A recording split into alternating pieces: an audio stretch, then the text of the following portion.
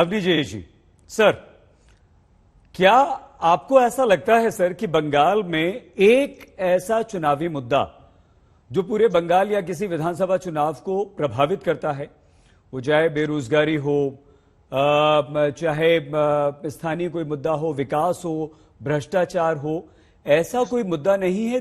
दिन पर दिन मुद्दे बदल रहे हैं और जो 8 चरणों वाला ये चुनाव है सर, वहां पर अभी हमें और मुद्दे बदलते हुए दिखाई देंगे। और स्थिति, क्या आप इसे साफ मानते हैं, किसी को लीड लेते हुए यहां पर देखते हैं, या अभी इंतजार हमें करना होगा सर?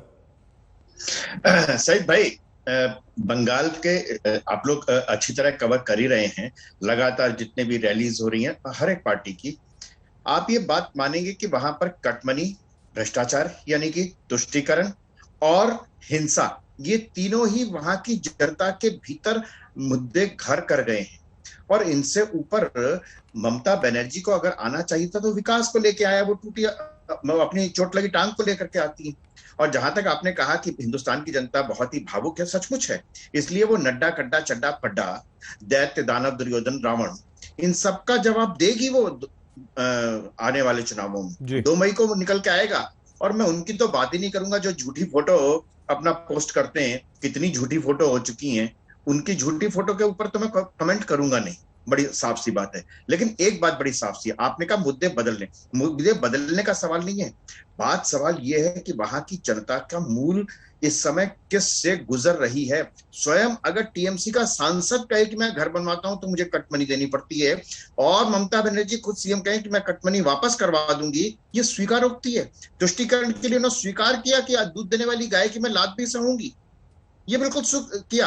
और जहां तक कार्टूनों की बात है, जो पोस्टरों की बात है, वहां पर ममता बनर्जी खुद प्रधानमंत्री नरेंद्र मोदी को लात से मार रही है। अब उनकी लात से मारेंगी प्रधानमंत्री मोदी को तो लात में चोट लगेगी। वो कहती थी जो हमसे टकराएगा चूर चूर हो जाएगा।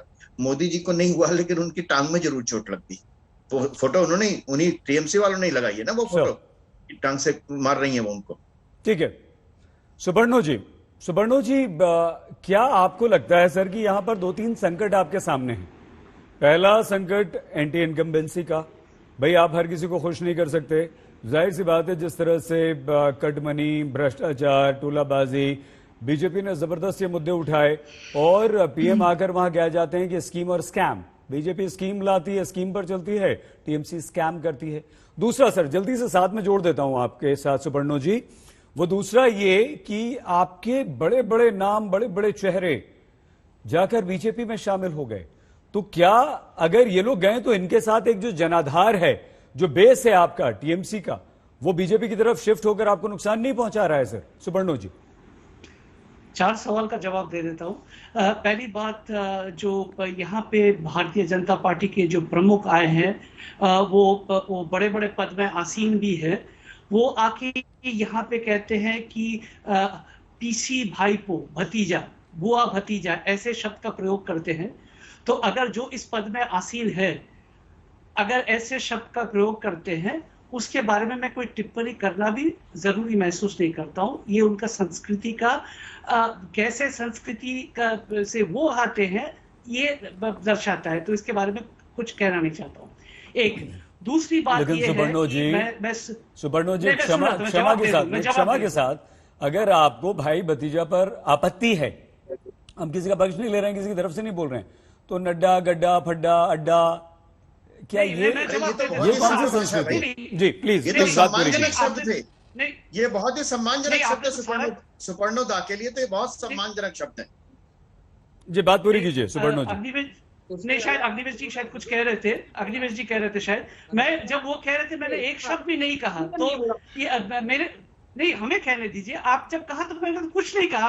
आपके मुंह में जो भी आपने कहा मुझे कहने दीजिए, लोगों को सुनने दीजिए, आप बीच में ना बोले। दूसरी बात यह है कि कैलाश विजयवर्गीय जी कह रहे थे कि दीदी झूठ बोल रहे थे और सहानुभूति लेने की कोशिश कर रहे थे। दीदी 5 बार की सांसद है, 2 बार की मुख्यमंत्री है, और केंद्र में वो मंत्री भी रह चुके हैं। उनको किसी सहानुभूति की जरूरत नहीं है। हम लोग विकास के मुद्दे पे लोगों के पास जाएंगे, लोग अगर हमें रखेंगे तो हम वापस आएंगे, नहीं रखेंगे तो वापस नहीं आएंगे। तो इसलिए हमको कुछ झूठ बोल के, सहानुभूति लेके कुछ आने की जरूरत नहीं है। 2, 3, कैलाश विजयवर्गीय जी ये कह रहे थे कि उन्होंने कहा, 2 बात उन्होंने कहा। उन्होंने कहा कि उनका जो दल है वो विचारधारा और विश्वास के और आदर्श के आधार पर चलते हैं, इसीलिए उन्होंने 370 राम मंदिर उन्होंने वो गिना दिया। और दोबारा उन्होंने यही कहा कि अगर कैंडिडेट जो जीतता है उसको ही लेना है,